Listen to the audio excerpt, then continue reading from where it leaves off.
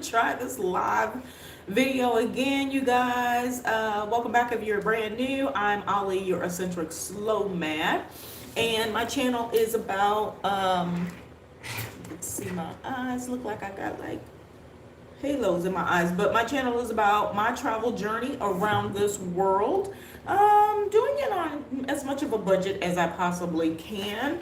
I am almost a 4-year full-time slow mad, and I'm just exploring the globe wherever I may be taken, as I am attempting to find a new home base, where my home base will be, and that is not necessarily an easy thing to do, but I am making my way around, and decided to take you guys with me in case you all are looking to do the same thing on your own, and or just want to travel more and find out places that you can go, or places that you never thought of that may be of interest, and just sharing my experience with you guys, what I know, tips and tidbits that would be great to know when you're first starting out, and sometimes you just don't have that information. I'm going to be here to share that with you. And so if that is information that you are interested in hearing about, please click the like button, the subscribe button, the notification bell, leave me a comment, let me know where you are tuning in from, and let's jump in. I'm trying to get the light from, I don't know what it is, this lighting, but it I don't know, it might be a psychological thing. It's driving me insane too. So anyway, put the glasses off, then you guys can't see necessarily what I'm looking at per se. So anyway, you guys, let's jump back in. So I was already on the other live, which I'm just going to leave up. You can catch that one if you want. Talking about safety, different countries. And I'm going to kind of go into 4 or 5 different countries. This is going to be multiple videos as well. But 4 or 5 countries that I think a lot of times we hear about. And it determines whether or not we are going to go to a place. And a lot of times what we think we know or what we've heard, a lot of times is not from actual sources of people who've actually been there. And I can say that's probably the case a lot of times, even in media outlet information and feedback and things that we hear, stories and stuff like that. And it's not boots on the ground information. It's based on other things, political types of things. So I want to talk about like what drives, or what I look at when I'm trying to determine if a place is actually somewhere I should or should not visit, whether or not I should feel comfortable or not. And then some of the things that you want to consider, because experiences are different based on different groups. So there could be this overarching, statement that a country is really safe or unsafe, but then how do you judge an entire country that has multiple cities, or like the United States is one country with 50 states, and then within those 50 states it's hundreds and hundreds of cities. No different than being in provinces in different places in Asia, or even the Central America area, and I think they call them districts there, I'm not quite sure. And then in that you've got the breakdown. So it's like judging an entire place on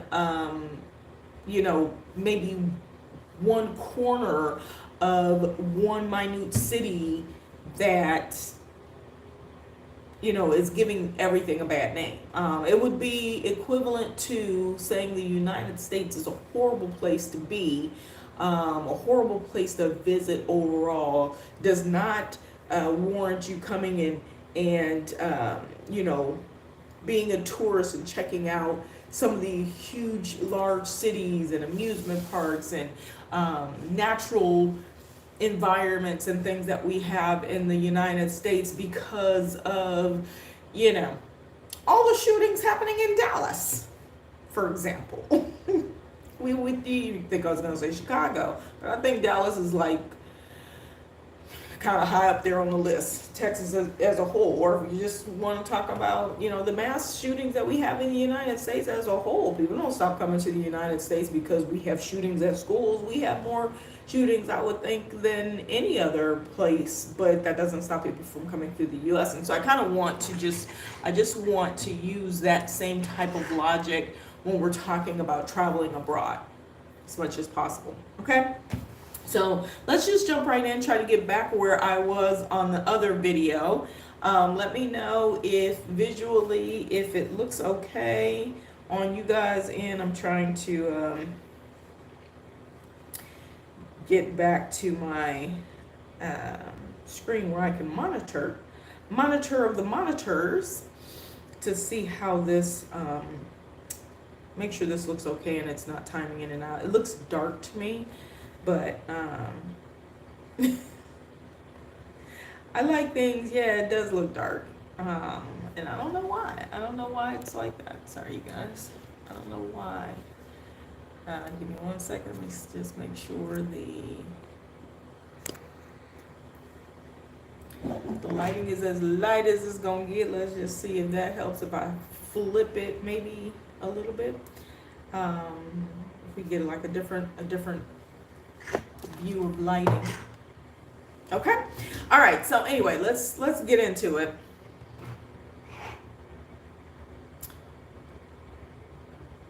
Let's get into it. Everybody.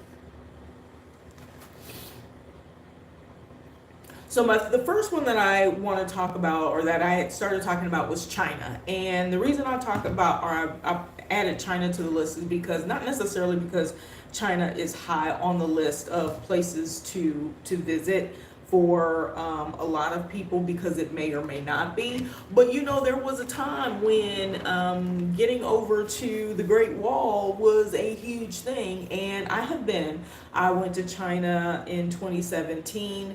You can catch the story on the previous video. I'm not going to delete, I'm going to leave it out there. You guys can catch that. But I went because one of my siblings was invited actually to join a group of other entrepreneurs or innovators and things like that, because of his work and philanthropy and just other things that he has been doing in the circuit, and being a dean at a college in the U.S., made it kind of possible for him to intermingle with different people and that types of things, just different works that he's been doing. And so I was just like, hey, if one of us goes, then all of us go. And so that's how I ended up going to China, impromptu.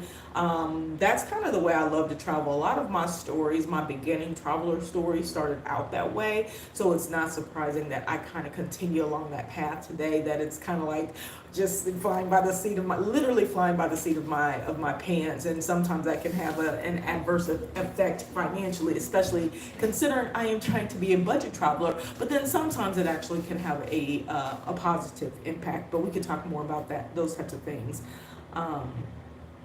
later at a different time.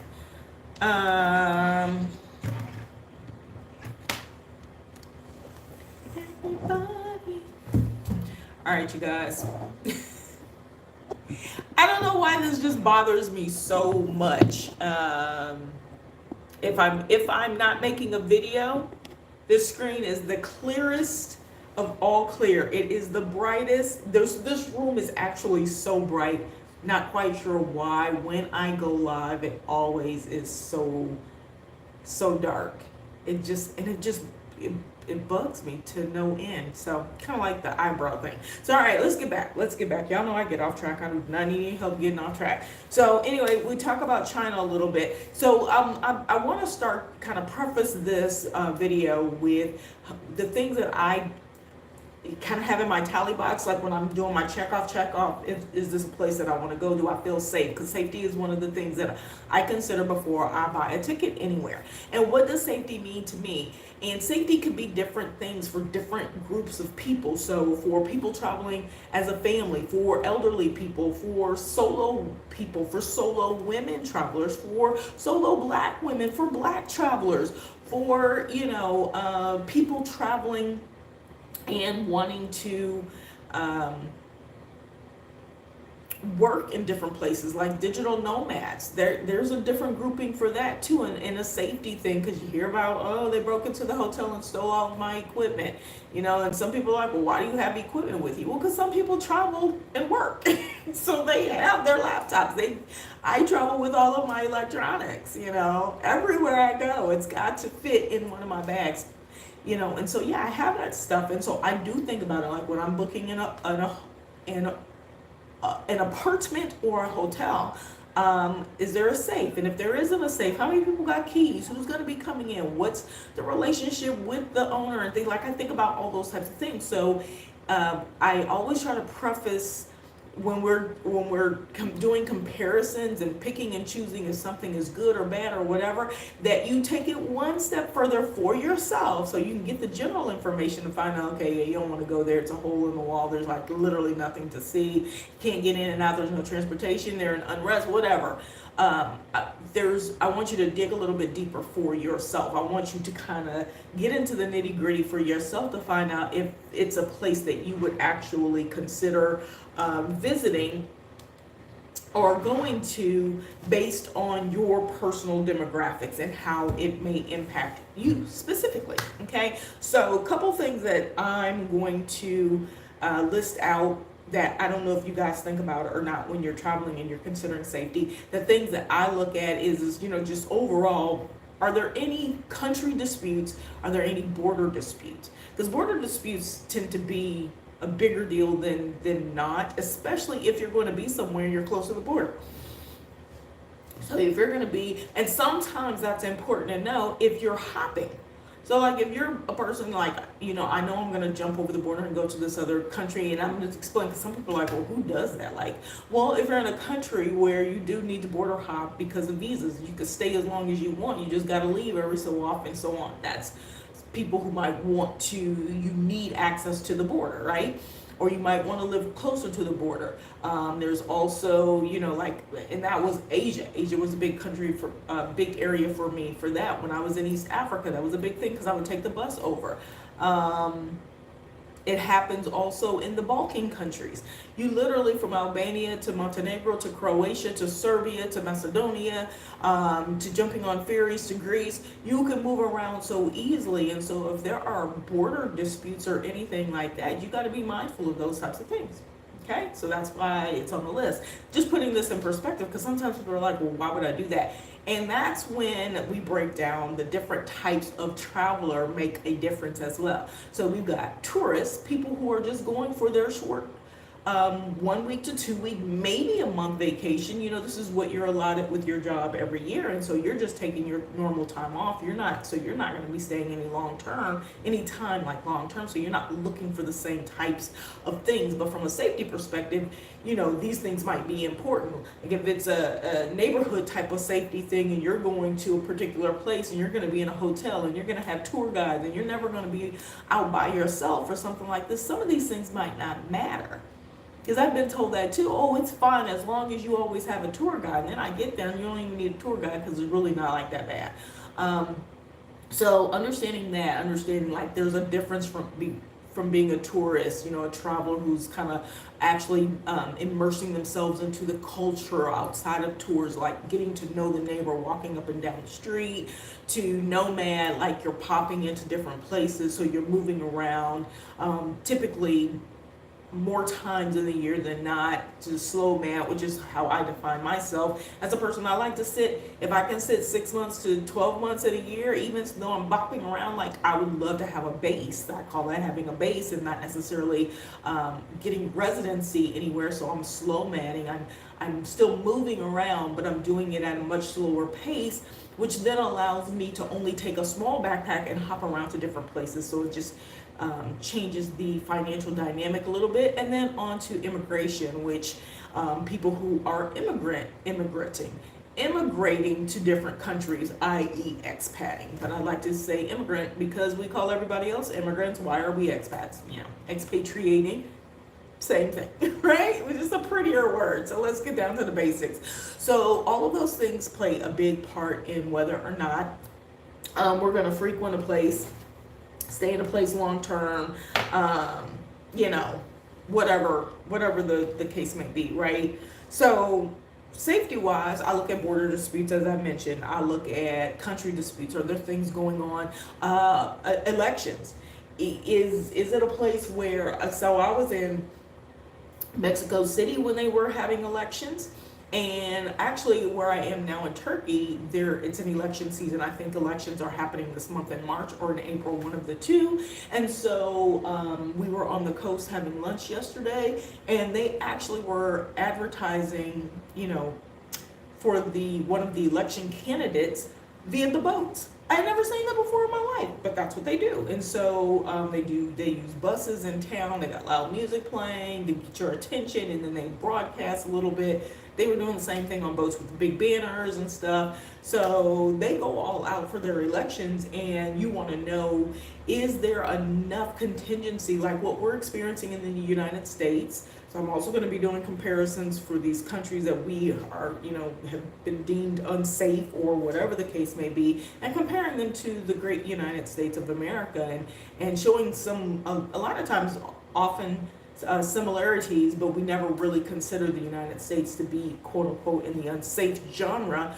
as we would other countries that are no different and quite often have a lot less crime than we have in the States. And so, you know, you want to look at, for me, I look at, you know, okay, is there any political unrest things that we got to, you know, I got to consider, you know, or relationship unrest. So, you know, when we were going through a time between 2016 and 2018, and we were not faring well, and then, you know, 2016 to 2020, and then from 2020 even through now, you know, getting hit with COVID and all those things, and how the power of our passport declined greatly and is emerging and making its way back up. But during that time, how it was semi-volatile, and I went to China in 2017. So, you know, just keeping those types of things in mind when you're traveling. It's more so about, you know, evaluating all those little check boxes rather than saying,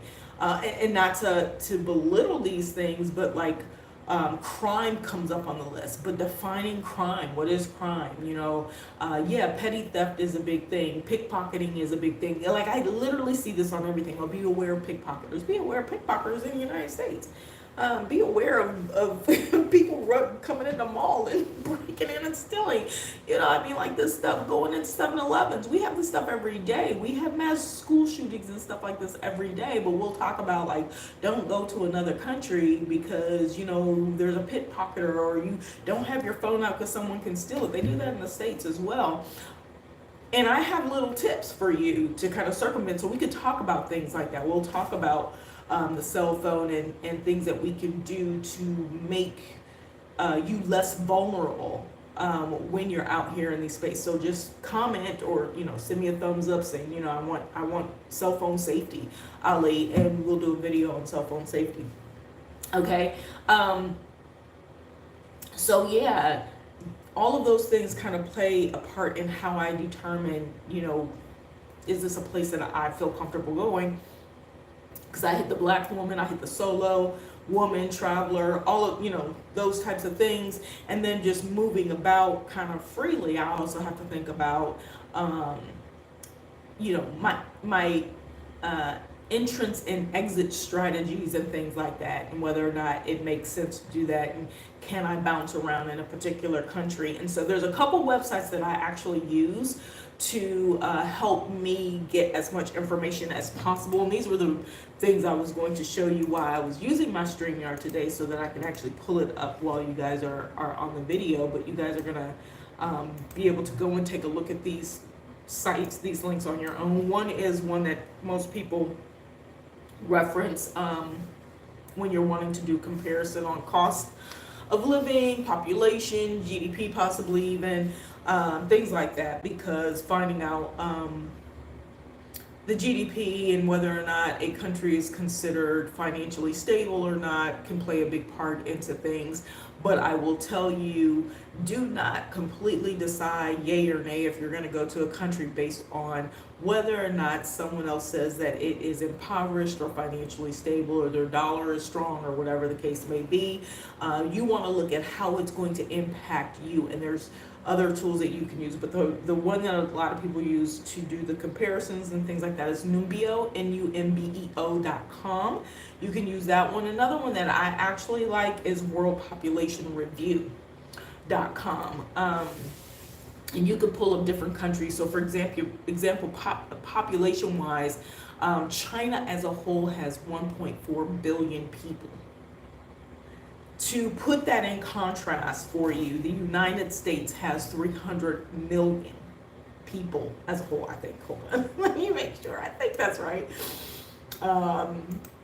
It sounds so little when you say it next to billions, right? Yes, so 350 billion people, where China has 1.4. China and India are the largest countries by population count in these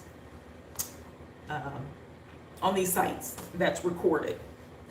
Okay, so population may play a part in it, but you want to kind of understand when you're going into certain areas is to find out, if people feel, if they're in a point of desperation, like when we had Hurricane Katrina, and we have different events that happen, tragedies, and whether they're natural disasters or other things that happen. There are places that we don't need to be visiting and having fun and flaunting and all that while people are in distress. At least that's for me. Like, I look at things like that and say, wow, I don't think that I'll go there at this point in time because of those reasons, And so it's up to you to decide, but those are the kinds of things that I tend to look for. One of the other major crime statistics that you don't hear about a lot, like, for me, it is a big one being a solo woman traveler. Even though I'm older, it's still something to be aware of, and that is sex trafficking. A lot of people don't like to talk about it, and it's huge in the United States. It's worldwide. It's in the billions. I can't remember if it's 50 billion or if it's 7 billion. There's a difference in billions, a huge difference. Both of those numbers are sitting in my head, so I'm not quite sure which one. Excuse me. But it is a huge money-making industry, and so I'm not sure that it's going to go away anytime soon, because it never has. It's only become, larger and harder to crack, right? So that means that it's something to consider, especially if you have children, if you're young girls, if you're, allowing your teenagers, or, if you're pre-college age, early college, or whatever the case may be, and you're traveling solo to places or in groups, you wanting to make sure that you're considering protecting yourself. But it's something that we should do in the United States. We just don't think about it, but we have one of the highest. I mean, hey, you guys do your research. Just do your research. I'm not gonna pour too much salt, but yeah, you need to do your research and find out. But those are some of the things that I look for, again, to determine whether or not a country is safe for me. So now I'm just going to give you my opinion about China. I went to 2 cities in China. We went to Beijing and Shenzhen. Beijing is on the border with Russia, and Shenzhen is on the border with Hong Kong, right? And 2 drastically different places. Beijing has a level of tourism to it because most people flock over to Beijing because the Great Wall of China is one of the, I believe it's one of the 7 wonders of the world, or UNESCO or something. I don't know. It's one of those, but it should be. It's one of those that is, it's pretty spectacular to kind of just see it, the massiveness of it in terms of the, how many miles. It's over 5,500 miles long, maybe longer than that, y'all, because it's been a minute, and I thought, like, it just popped up in my head like I knew it, right? But understanding that, you know, it's built in time frames. It wasn't all built at once, but this goes along the border. And and you can, and it has multiple entry points, so different cities and different areas that you can enter to actually, you know, explore the wall. I'm sure people have walked the entire from start, whatever their starting point at one end all the way to the other, if that's even possible. I'm not quite sure. We went to a certain area and did a ski chairlift, ski lift, chairlift up to the top of the wall and did a toboggan down. And but we walked the wall, you know, just a little bit and explored. It was really interesting to see. And then you kind of just look in either direction and you just see wall, wall, wall, wall going on forever. And it's just kind of mind blowing. And so it wasn't in Beijing very long, and we were only in like touristy areas and we stayed really close to the airport. But we did have a driver who drove us all the way to the wall, and he was very informative. And if I recall correctly, he spoke pretty good English. Gave us lots of tips, shared a lot of different things with us. I was not able to check out some of the other highlights of Beijing, but seeing the Great Wall was perfect for me. So yeah, no issues there. Felt safe. We were, you know, the little bit that we walked around and that kind of thing. But we spent the majority of our time down in Shenzhen. So we took a flight down to Shenzhen, and from day one on, walked around. We actually kind of got lost the first day. Our driver was super helpful and really cool. Came out and took photos with us and all kinds of stuff, and drove us to 2 different places and waited for us. We, you know, were trying to figure things out. So they were super nice to us. You know, first meal was in an alley. You know, checking out the local cuisine, how they eat. We're like, hey, if they got a noodle little setup in the alley, this must be like the joint to eat at. So, and you know, getting to know people from that perspective, walking up and down the street, seeing people. I had an experience at a bank and losing my ATM, and I will say this: China is one of those places. You know, we talk about places where you see kind of military type security and things like that. And China's not the first place I've seen this. This was the only place that I saw was at the bank, and with someone with a semi-automatic weapon, and I'm assuming it was. I don't know. I'm a gun owner myself, but I ain't got that kind of gun. And so I went to a bank, and yeah, there was someone dressed in the military uniform, and he had the full. He was inside a mall, but it was a bank, and he was standing at the door. And I've seen that before in Jamaica. Actually, in Jamaica, it was on the streets. And also coming out of the airport in Senegal.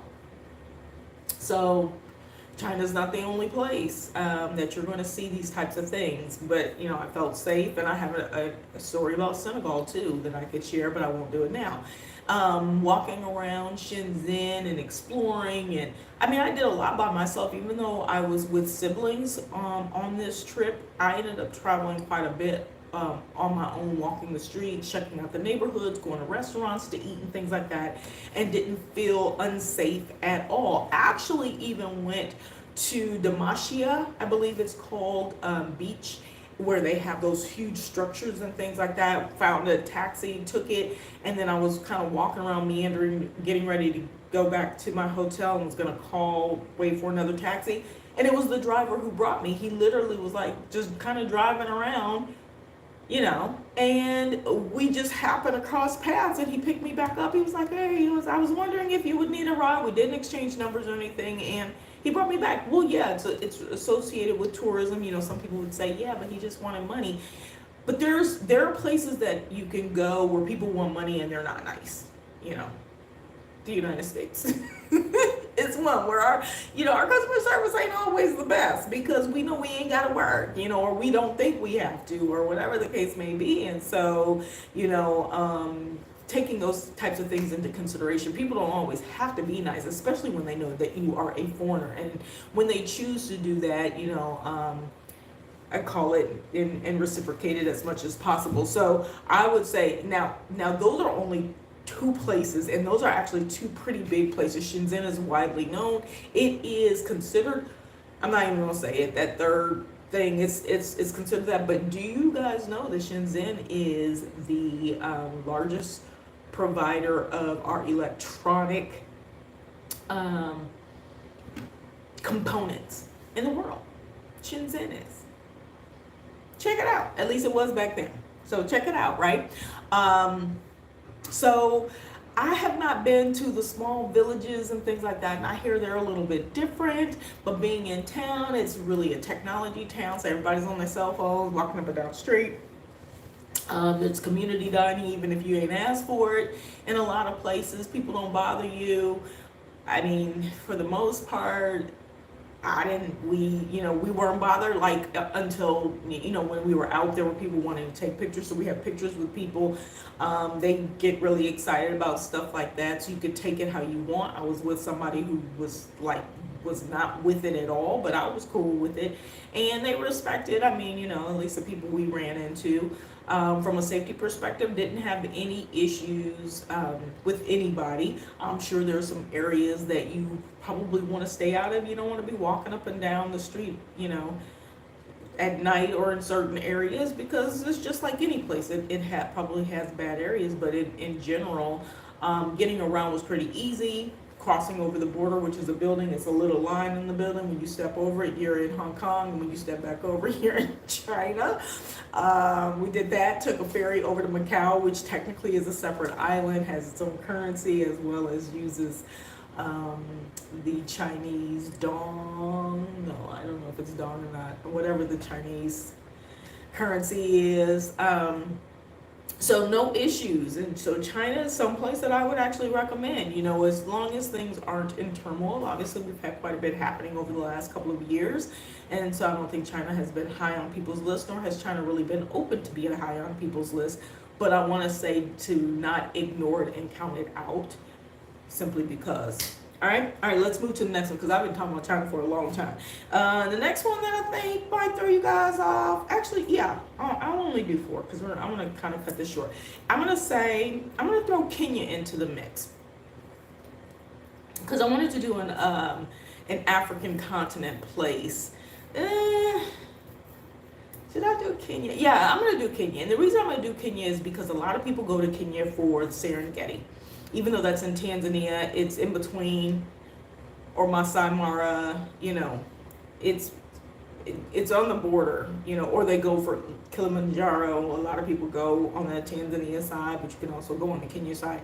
Because they are border countries, they share a lot of the same things. And you can hop over the border on a bus very easily. You don't have to fly or anything like that. It's really easy to travel by bus, because I did that. So Kenya is another one of those places where, you've got your big inner city, Nairobi, and then you've got your coastal cities, and then you've got all those villages in between. But Kenya is one of those places that is very developed. It is probably one of the most western eastern countries on the continent. Very, very developed, very much Western. And one of the major things to call out about Kenya is it's English speaking. It's almost like their first language. They still speak Kiswahili. And then there's, a lot of migrants and things like that from different places. So there's probably other languages, and I believe there's over 45 dialects. If I'm saying it right. I have a video on my YouTube. If you guys want to check it out, just type Kenya and you'll be able to see some of the things that I've shared about going to Kenya. But Kenya comes up a lot because a lot of people a lot of tourists go there, and so Kenya is also not very cheap, and it's because people pay big money to go to the safaris. People pay big money to go to the Giraffe Manor, which is right outside of, like, north or around Nairobi area. But it's really expensive. Like $500 a night is like you could get a little bit cheaper for like half days and things like that. But people spend a pretty penny to eat with giraffes and things like that. And then along the coast, you got your cities from Lamu and Shella all the way down to Diani Beach. And Diani Beach is one of my favorite places to be in Kenya, and it's not like, you know, a place that's cheap, cheap. I mean, you could work some things out when you get to know some people and things like that. But it's a beautiful country. It's amazing. I tell people it's actually one of, this is just a tip, it's one of the places with the most clear, pristine water that is snorkelable, meaning that you actually will see wild marine species just walking off the coast. Beautiful sand and some of the most beautiful water I have ever, like, you don't have to like be in the on a private beach or anything. It's just, it's amazing. It's beautiful. There's dolphins, all kinds of stuff out there. And the people in Kenya, from everywhere I went, each city I went on the coast, and including in Nairobi, everybody was fantastic. But you do hear a lot, you know, you got to be safe. And yes, there are areas where, you know, walking around, you kind of want to decide where you're going to be, and if you're in a place that, you know, you can be comfortable walking around. But Kenya is another one of those places. Let me give you the population of Kenya really quick, because why not? Kenya's not going to be huge, but it ain't the smallest. Kenya, it has 55 million as of 2024 live count, 55 million, 55.9 million population in Kenya. And I really didn't give any other statistics on any of the other places, really, so I really won't do it here either. But again, you can use those same websites to kind of look up some information about Kenya. And I will say the same thing, is to just be mindful. Just be mindful of the different areas that you're in, and some of the rules, governmental rules and things like that are pretty big. I'll say this one because this is something that pops up a lot, and that is polygamy. And in Kenya, I believe up to 2023, it technically was illegal to have multiple spouses. I'm not quite sure if they became more lenient with that or not, but that's something to look into and be aware of. And then their LGBTQ stance in Kenya, they are really strong about how they feel about that topic. And so understanding that, I think, is important to determining your safety depending on your personal lifestyle.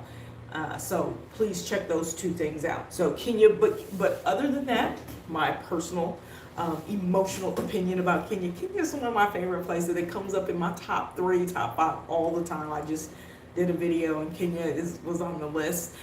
Kenya, it's one of those places that I just overall walkability. I used to walk home at night, and like my biggest fear in Kenya was the monkeys, from baboons on down to the monkeys that be sitting on the wall when you try to walk home, all kinds of stuff. Those probably were my biggest fear, were the monkeys, less the people.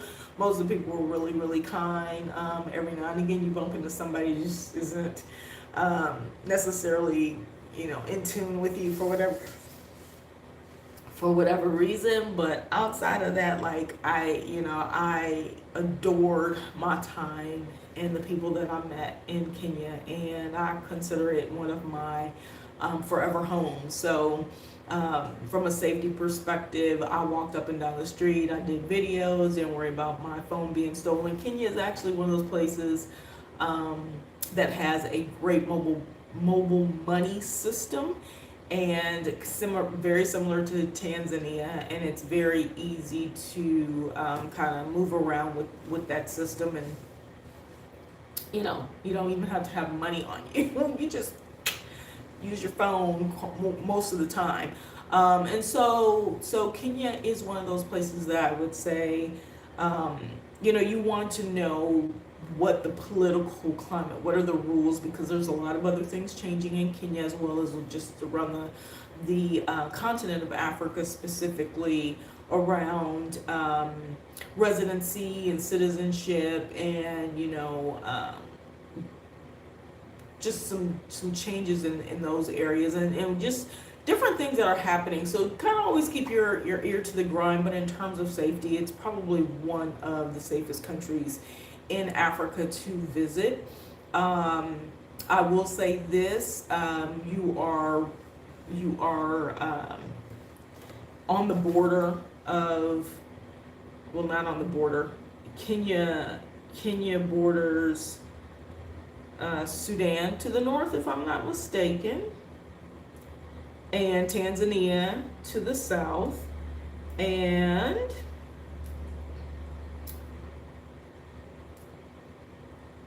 hold on.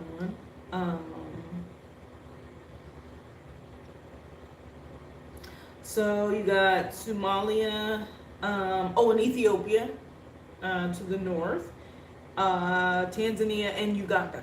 And then the lake, Rwanda's like on the other side of the lake, and then there's a little bit, so Sudan, there's a little bit of a border of Sudan as well. So those are the types of things to be aware of. So if there's any border unrest and things like that, you can check those areas out. But overall, for the places that you would be visiting in Kenya, I would say, just from my experience being there for 6 months, it is a beautiful country and very safe from a solo Black woman traveler. All right, that popped over on a bus. Okay, almost didn't get in, but I popped over on the bus. You want to hear about those stories? Go to my YouTube, scroll through. There's stuff is on there about my experience. I might pull some more, but it's out there. Okay, so that's Kenya. Now let's jump over to the next one I am going to talk about is Greece. And I bring up Greece after Africa, because there tends to be like this correlation between African countries and some European countries, and Greece is one of those where you hear not so great things about the relationship between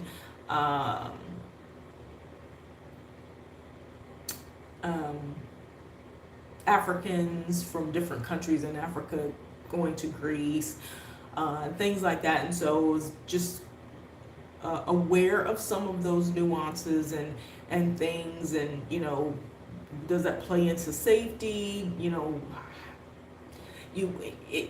just hear a lot of things. I'm kind of stuttering because it's one of those things where it's just like it's on that level of everybody doesn't have the same experience. You can't negate what someone else went through, but it's also little bitty things that may or may not happen to you. And again, if you come from the United States, microaggressions and or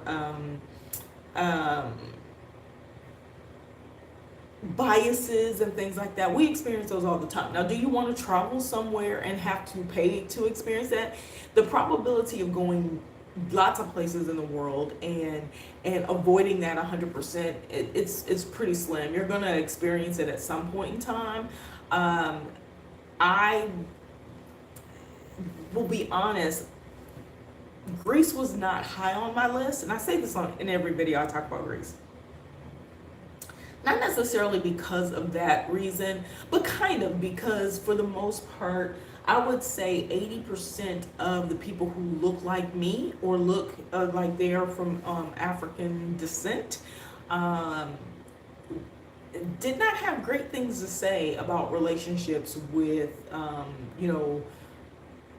Greek locals and just being in the country itself, depending, regardless of the island. And for the most part, you only hear about certain islands anyway. And I didn't go to any of those except Athens, but I traveled and hit up three other islands while I was in Greece. And my overall opinion about Greece is it is very safe. I loved it. pleasantly, amazingly surprised about how kind and how friendly the people actually are. This was my experience. I was solo, so I was walking around by myself. I was exploring. I actually have some what I consider Greek friends, both from my experiences, you know, bopping along to different islands, as well as house sitting for a couple when I was on one particular island, and a co-working place that I got a chance to stay at when I was in Rhodes, and meeting all the different people there from different places, but also the locals that were running of the establishment, and just, you know, the conversations. And yeah, you know, some of these people are in tourism and stuff like that, but again, just because people are in tourism don't mean they have to be nice to you. They can be condescending, they can be cruel, they can, you know, upcharge you, things like that, and be crappy when you come into their shop to buy coffee and never serve you. I mean, they could be microaggressions, things that aren't necessarily like spewed out of the mouth, or, you know, they're not throwing a brick at you and stuff. Like, there could be little things that happen that make you feel uncomfortable. And outside stares here and there, I don't recall having any incidents where I felt uncomfortable and I would not go back. Because, for instance, I went to Greece 3 times in 6 months. So I have not been to any place there yet. Not to say that there aren't any, because I am quite sure that there are places where, you know, maybe it's a little bit more conservative, they're a little bit more old school, there might be, you know, some, you know, just there. I don't rule out anything anywhere. Given I live in what we call one of the greatest countries in the world, and I avoid that place quite often because of these types of microaggressions, because of, you know, the stuff that still happens in the States. And so, yeah, I don't, hey, Al, you see I popped back on. I think it's better over here. But yeah, you know, so I do avoid even the United States for some of these reasons. So I'm not oblivious to it. I don't negate it. I don't ignore it.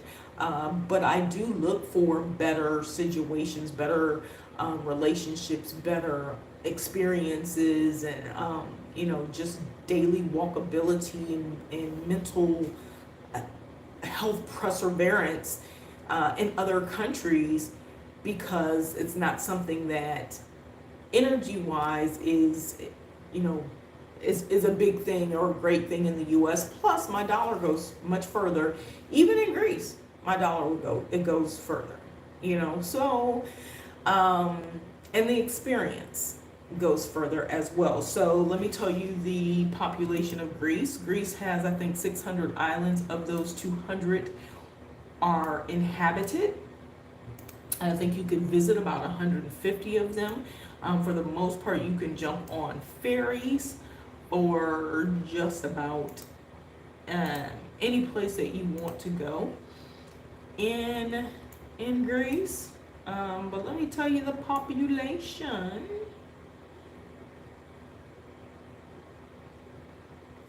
So remember, Kenya was 55 million, China was 1.4 billion, and Greece, I should have typed it. I'm doing it the old school way. Greece is 10 million, 10.3 million population in Greece, right? Right now, Greece is much more settled than they were in previous years, when they were having a lot of protests and things like that over wages and things. Not necessarily saying that everything has settled down, but it was, as the British say, it was proper. It was chill when I was there the past 6 months. So from November through mid-February, I was in Greece on and off that 6 months, and didn't experience any major issues or anything like that. Very walkable. people very friendly, as I mentioned, lots to see and experience. So from a crime perspective, from a political unrest or border dispute type thing, I don't think any of that really exists right now. I mean, it's not like, big news, something that you need to be aware of. I think you can come and go pretty freely in Greece. And like I said, I was pleasantly surprised, and I would actually live in Greece. I would actually live in Greece. And I don't know if it's a personality thing, because there's so many places to go. Like, you could have a home base, and like every month, or like, 1 weekend, or every 2 weekends. That's a lot. But maybe every 1 weekend out of a month, you literally can go to you can take a ferry, or even a short flight to somewhere and ferry over to another island so easily there. So I think just the fact that there's just so much, and there so much to see, and so much of it is very accessible with inexpensive means of travel, mobility, moving around. So consider Greece. Put that on your list as a high possibility. But if you want to know more about Greece and how to get there, better ways, the one reason Greece was not high on my list was because it's so expensive to fly there from the U.S. But if you're going to be moving around, if you're kind of moving into that, longer term traveler to nomad traveler, type thing, or digital nomad traveler, shoot me a note, because we can talk about ways that you can actually get there and avoid a lot of additional cost that we incur doing round trip flights from the U.S. It's just more expensive. I could take a ferry from Albania to Greece for $20, depending on where I'm going. It's like the lowest that you're gonna find. But then from there, I can pop around, or I can take a flight that's $20 on Wizz Air. So there's just multiple ways, and I can just share so much of that with you. But from the perspective of the crime stats that I look at, border disputes, political unrest, countrywide unrest or disputes, things that are going on, or just heavy levels of crime. I'm not talking about petty theft and things like that. I'm not talking about that type of stuff, because I know it happens. I didn't experience, didn't hear about it, didn't see it, and I walk the streets every single day. So I would say, give it a try, give it a shot. The last one I'm going to talk about today, I said 4 or 5, so this is going to be the 4th one. I think I'm probably going to end with this one. And this is going to be one that is a controversial. So I would say the most controversial one for last. The last one is Colombia, with an O. Colombia in South America. We hear about Colombia be on the list. Colombia be on the drug list. Colombia be on the crime wave list. Colombia be on the don't go list. Colombia's always got there's always this negative connotation around Colombia. And I'm gonna tell you, hold on, let me tell you population. Excuse me, I don't know why I'm yawning so much. Maybe because I'm talking too much. But okay, let's do Colombia. Colombia's population. Oh, it didn't do it. It's been displayed. Okay, there's Colombia. Colombia, 52,340,000 people in Colombia. Colombia is pretty big.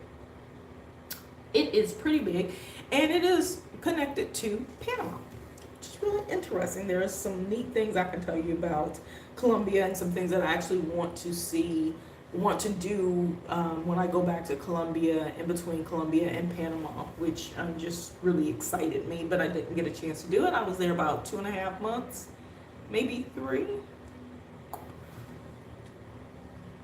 Yeah, 2.5, a little over 2 months. Okay, so and during the time that and this was 2022 that I was in Colombia. So I spent 6 months in South America. In Colombia, there were no issues. Colombia borders Venezuela and Ecuador, and Ecuador's little Peru and Brazil. Right? Yep, that's Brazil. So it's got a little pocket in northwestern Brazil as well. So, and then Panama to the west. So Colombia, as far as border issues, I didn't experience any of that was happening. Can't tell you what their GDP is.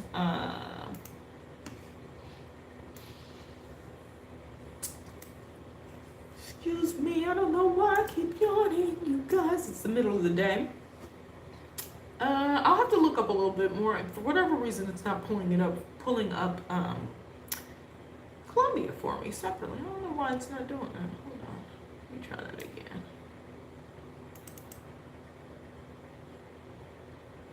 That's crazy. Okay, but Colombia, when I was there was nothing happening from a political perspective when I was there in 2022. We were coming off of the height of COVID, so they were just like really opening everything back up in the latter part of 2021 through 2022. But it was very comfortable, very open. People were moving around. It's quite friendly. It is one of those places that surprisingly is not it's not super cheap. Like there's places in each city where you could go and find cheap housing and stuff, but of course it's accommodations and things like that. But of course, it's relative to what you're looking for and what you're comfortable with. Colombia is going to be one of those places that is considered, very. So I was in those 4 cities inside Colombia. My favorite by far was Cali. My second favorite is Cartagena, probably between Cartagena and Medellin. And the reason I would pick Cartagena over is because I love water. And so to be in a place where there's a large city, but also a coastline is actually very attractive to me. So then I'd say Medellin. And then Santa Marta was last. I wouldn't even put Santa Marta on the list. I haven't been to Bogota, but I'm gonna put Bogota on the list before Santa Marta. The only thing Santa Marta had that I really liked was a marina, meaning that they had boats. Which means you make friends with people on boats, because I just happen to have a thing for boats. But Santa Marta is actually close to an area where everybody goes for like hot springs, for hiking, all of that. But don't get it mixed up with Santa Marta itself. Santa Marta is, to me, way overpriced for what you get. I'm not trying to knock or anything, so if you feel that way, shoot me a note and I will share my exact experiences. And that's just comparing it to the other places that I've been to. Walkability, I walked around a lot, but I will say that it is more visible. The crime and or the level of poverty is more visible there. The homelessness, but they're pretty tame people. Outside of Santa Marta, I did have an incident there. I have a whole video on that. But it is one of those places that gets a hugely bad rap because of things that happen in Bogota. I think primarily because Bogota is known as the party city of the country, and a lot of people go for the party scene. They go for their international brides, let's keep it real, which falls into trafficking to me, and I know somebody's gonna argue with this, and I'm like, I'm just saying what I'm saying, a lot of times we go down wanting something cheap, and we get about cell phone safety as well, because that's one of the things you hear a lot is about theft. But I want to put things in perspective, because I think what happens is certain countries get like bad raps because of ill intent and things like that. So sometimes things happen because people are going down trying to take advantage of other people, and then in essence being taken advantage of first. And that's happening more than not. And I don't want to ignore that, nor do I want to like put blame on victims, but we also have to understand that there is a and I know I'm digging a hole, but I'm just gonna say it, there's groups of people who literally go to prey on people that they think have less and need them. And one of the things that Western communities are big on, and or colonizer countries are big on, is exploiting people that they think need them, need their assistance, need their money, and have figured out how to flip the switch from being preyed on to being the prayer. Now, whether or not either one is right or wrong, because neither of them are right, it's one of those things where it can be avoided. It really can be avoided. But I will say it's one of those places that when I was in Cali, I really just didn't have any issues. And I walked around. I didn't walk around a lot at night, but I ended up in very local neighborhoods by myself, walking and trying to make it back home, and didn't have any issues. And I know, don't count those days more than counting the days of, using a little bit more common sense and that kind of thing. But I didn't have any issues, knock on wood. Didn't feel uncomfortable outside of, it's getting dark, even though it wasn't late, it was dark. And just, trying to figure out where I was going and that kind of thing. So, but in terms of going places and feeling like I was going to be robbed or anything like that, I wasn't in those environments. I wasn't in those spaces, and I wasn't partying in those those sects where SECTs, where a lot of those types of things were happening. So I think you just have to be mindful. It definitely does get a bad rap, but Colombia is a place I would live. Like, I would live in Colombia for sure, and I would go back and check out Bogota, although I just know I likely wouldn't stay in Bogota because there's enough city life that you can experience that is closer to the coast or the mountains. Cali is beautiful.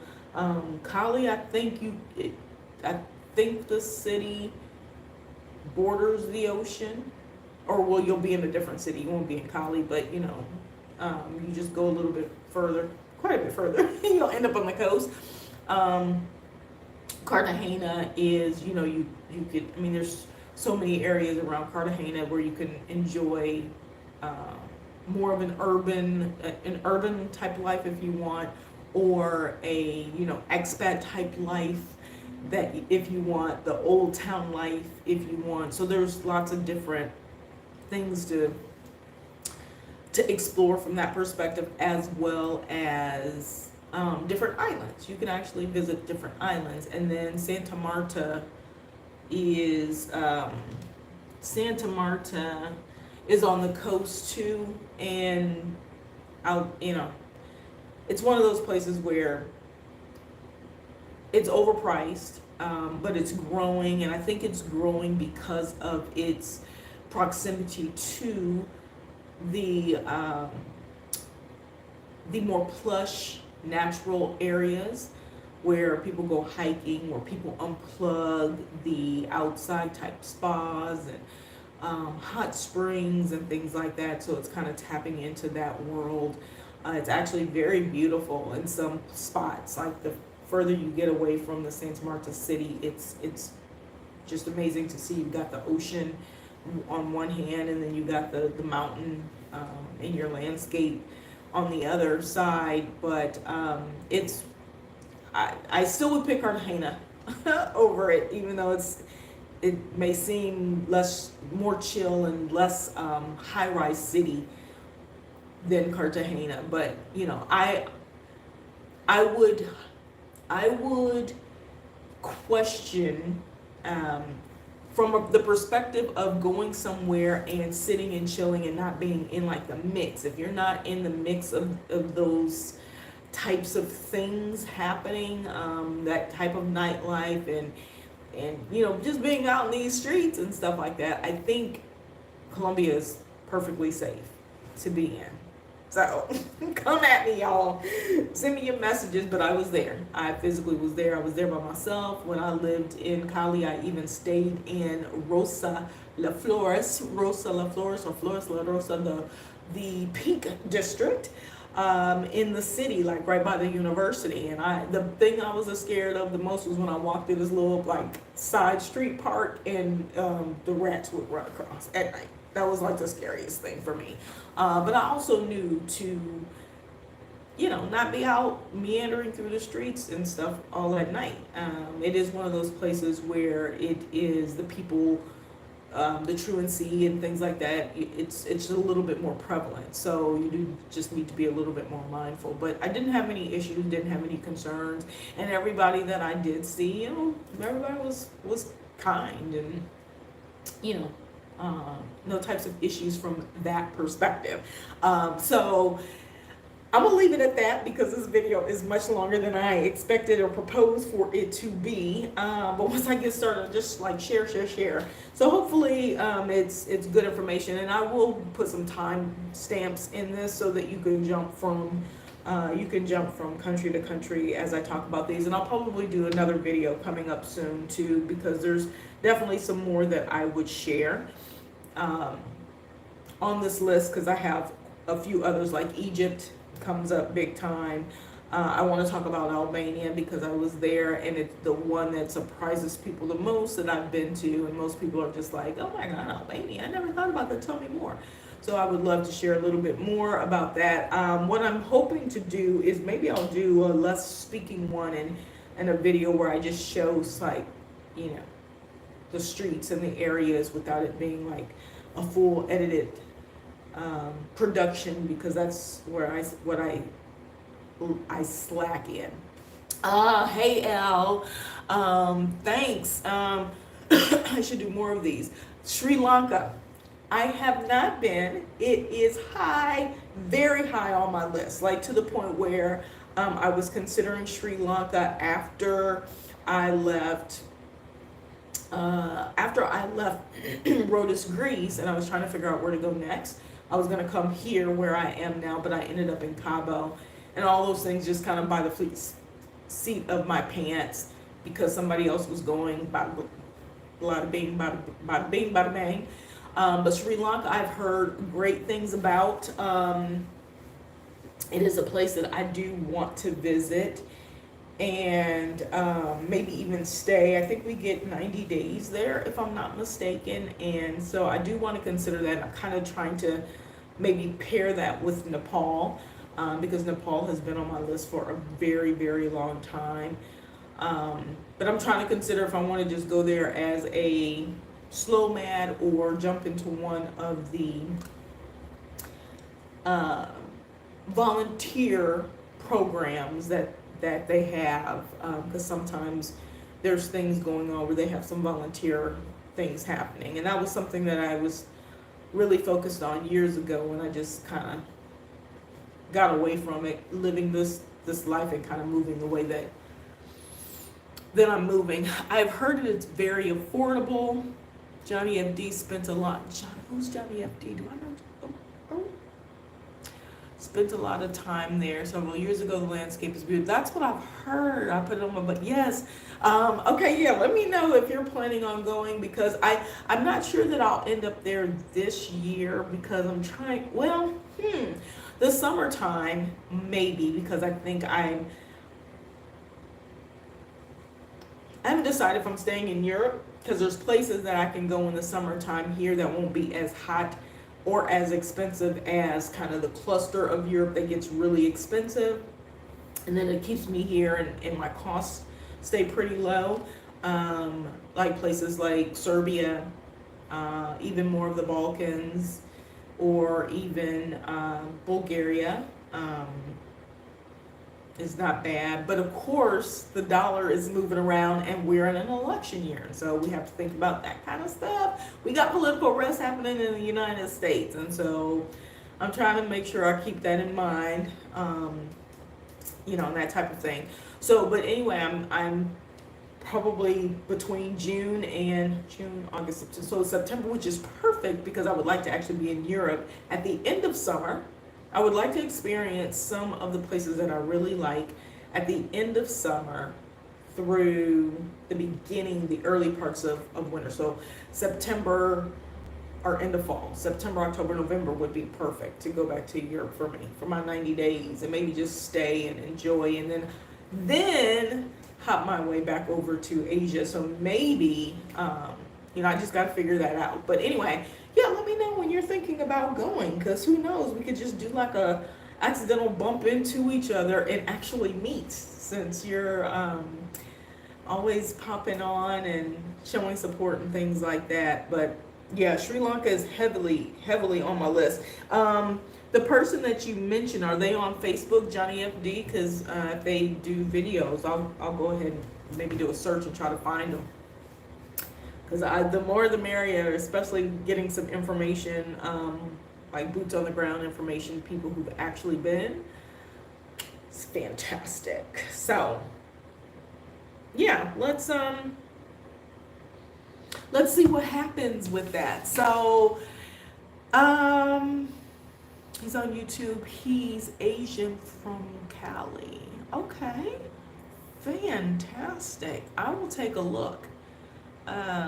There's a couple other people that I follow that have done some other things, and some of these other places. And I have a friend, my good friend from Kenya. She's actually planning to go to Nepal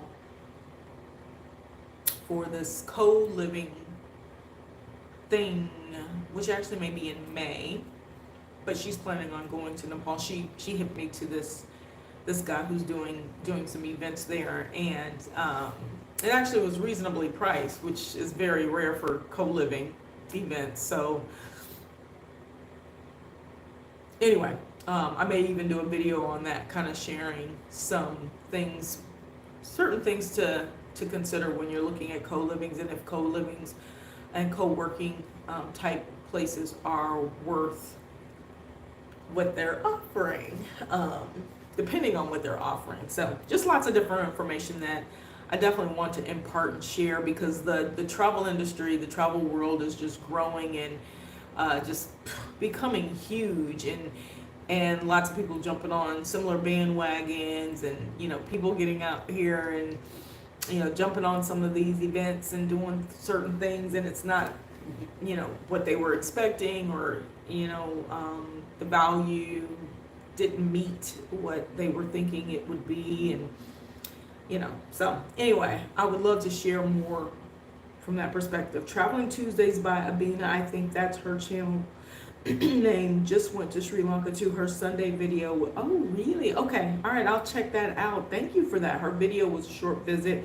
Johnny was there long term. Okay. Sweet. I will do, I'm sure when I get off here, Sri Lanka videos will pop up, because, they're listening to me talk. So I'm sure I will have no shortage of Sri Lanka videos popping up. So thank you for that information. Yeah, maybe we can touch base, and I wish there was an email thing. I wish there was a way we could like message each other on YouTube.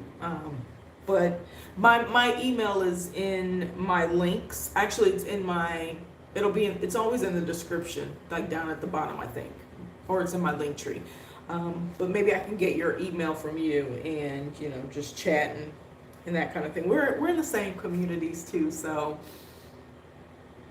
it's always nice to run into different folks that I keep in touch with on these social media platforms. Yeah, all right, so I think I'm gonna wrap up, because I'm also, you guys, trying to figure out what I'm going to do while I'm staying here in Turkey, in Antalya. And so my next video, I'm gonna be sharing just different things, like what's available to do in some of these places, because sometimes you go to places and you're highly disappointed because ain't nothing to do. I am highly impressed with all the things that are available. I got a submarine in this joint.